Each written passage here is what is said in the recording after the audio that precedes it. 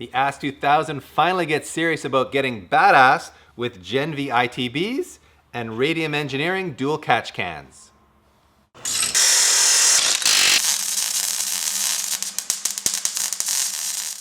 So why Gen V ITBs? Well, there's a couple of reasons. One is just because, I mean, look at them. They're beautiful, they're sexy, and they make spectacular noises, which we're pretty excited about. But the other reason is, we've read on the internet, I think you've heard of that before, it's really popular with young people. We've read that an ITB S2000 is actually just as fast, or very close to as fast, as a supercharged S2000. And that was really the other route we were considering. So we thought, you know what? We love the idea of the throttle response and the mid-range power that these ITBs will give us. Let's put them on the car. We know lots of guys with supercharged S2000s. We're gonna go have us a little race. But first we need to bolt these up, which means a lot of work over there. And some of the other work we'll be doing relates to the Radium dual catch cans. As you know, S2000s rev to the moon. They make a ton of crankcase pressure. And that means they can push oil back up into the heads through the PCV system, and you can shit mushroom clouds of smoke in right-hand turns, as our buddy Chris DeFreitas can tell you about. So this will solve that problem. So yeah, we've got a whole bunch of good shiny stuff here to bolt on. Let's get to it.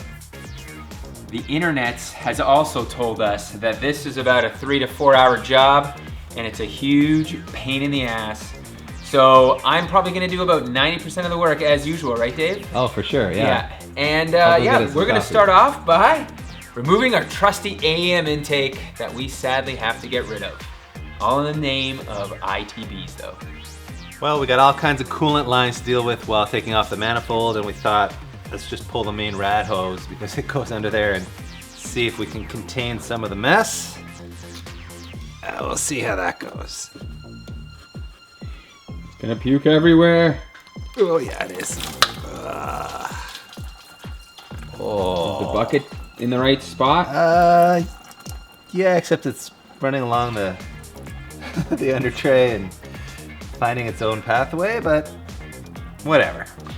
One line down, a couple more to go. There's actually a lot of coolant on the floor, so maybe at this point we just stop caring and we make a mess. There's a lot to disconnect on the manifold before actually removing it, including a wiring harness, a bunch of vacuum lines, and of course, the feed and return fuel lines. The fuel rail itself actually needs to be removed as well to provide access to the bolts that hold the manifold to the block. As you can see, the top bolts are the easy ones to get to and remove, and as far as the lower ones, Jesus. So awkward. The first part of the job takes 45 minutes, and now this one's gonna take 2 hours, Each isn't it? bolt's gonna take an hour. They're just impossible to get at. Down Buried in the abyss here. in the abyss. I can't even. You can't even see it. I can barely see it. It is Work turning, it. though. It is turning. Work that bolt. It's uncomfortable seeing a grown man looking slightly uncomfortable. Oh, it's loose. Now I just need like a magnetic wand to pull it out of there. See it there, Pete? Look at that. That guy's coming out. Got you. Don't fall off. Oh yes.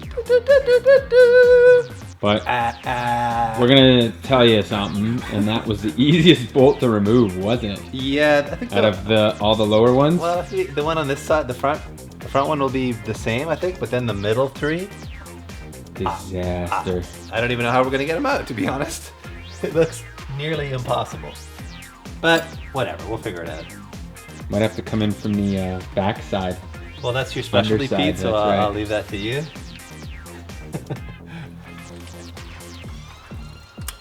Come on. Fell off. Socket fell off? God, yes.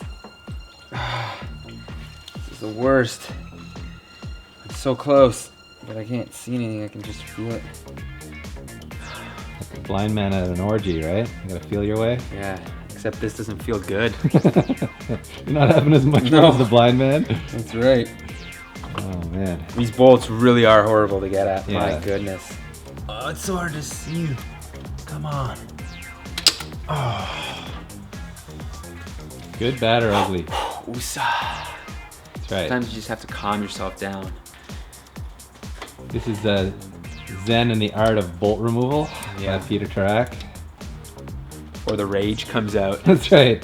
Soon I the start throwing wrenches. first the zen, then comes the rage. That's right. We might actually remove a bolt here. Is that what you're telling me?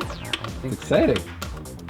Ready? Wait for it, YouTube. Wait for it. We might have a bolt coming out of this. Oh no. Wait. Okay. I have it. Needs I'm a- holding it. Oh, Oh, you're oh making- no, it's gonna fall! Oh yes! Oh, victory. All that work for this. Just kidding, just kidding. Can't be throwing those away. All right, so while Peter goes get some more wobble heads for his socket adventure under the manifold there, I have a much more important question for you. Rusty battery tie down, stock battery. What do we need to replace this with, folks? Give us some suggestions. Maybe a lightweight battery kit, maybe just a nicer tie down. I mean, this engine bay looks pretty hideous, and those ITBs are way too sexy, so powder coat the valve cover, fix up the battery scenario. Ooh, maybe we need some kind of like billet VTEC solenoid. You tell us what we need to do, people. Peter?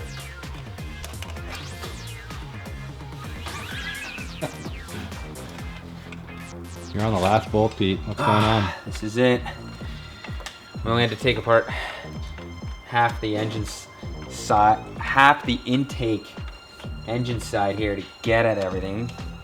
It's been an absolute nightmare, but we're almost there. I can't even turn this bolt here. Oh, The man. last one, huh? Yeah. Oh yeah, she's deep down in the bowels there, huh?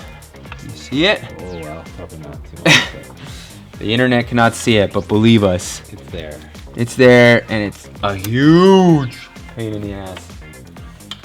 Well, while Pete struggles with that last bolt, I think everyone else should look at ZE40s. Damn. So good. And back to the bolt. Oh yeah. Look at that face, ladies. Oh yeah, Look at that. work He's it, working hard. work it. There it is. You got it? It's out. Wow. I'm just gonna let it drop. It's out there You're at this tapping point. out. It's gone into the motor abyss. We'll get it. Okay. Well, Think if you can shake that manifold loose?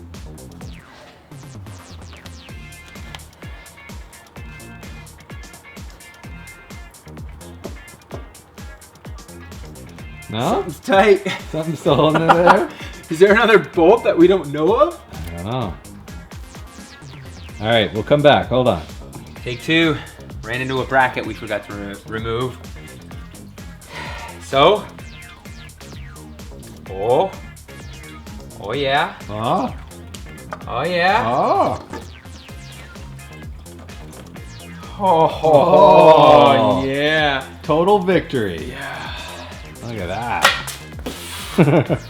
Kick it out of here. All right. Significant weight savings right there.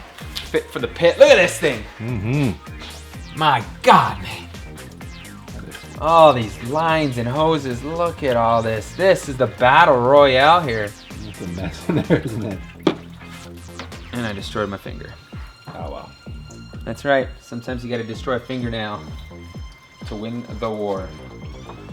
So this is the Radium dual catch can bracket, and it goes in the location where the cruise control and the bracket that holds the coolant overflow jug normally lives. So it uses two threaded holes in the chassis at the bottom and one up top here, which are all factory locations.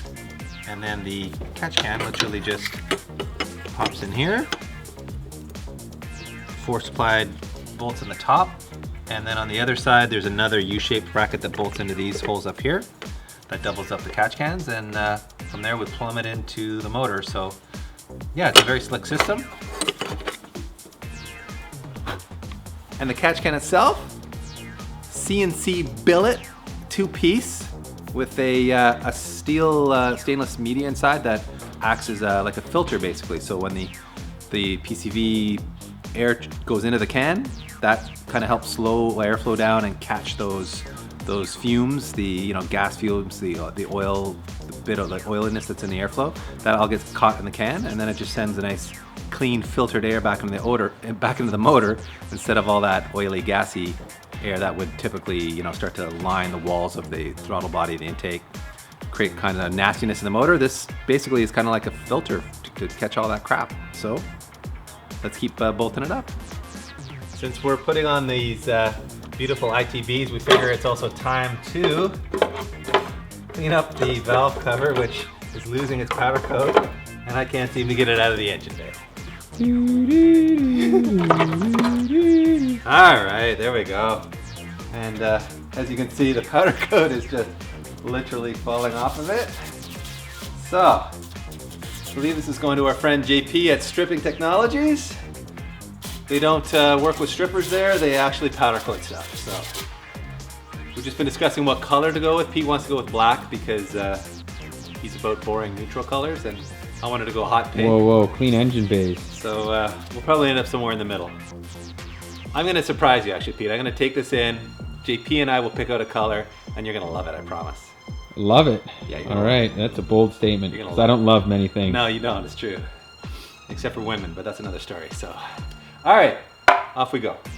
Well, once again, we've proven that planning isn't exactly our strong suit. We run into a few snags here. That's but right. Our fuel system, number one, is Yeah. not good. The stock fuel system isn't going to be compatible with the ITBs. We got to get some AN fittings, a fuel pressure regulator, make all that fancy dancy stuff happen down there before we Yeah. put the ITBs on. And Well, we've also realized that the cable, the throttle cable that goes through the firewall to the pedal uses, basically they give you like a blank end on the Gen V one, so we have to figure out a way of adapting that to the pedal.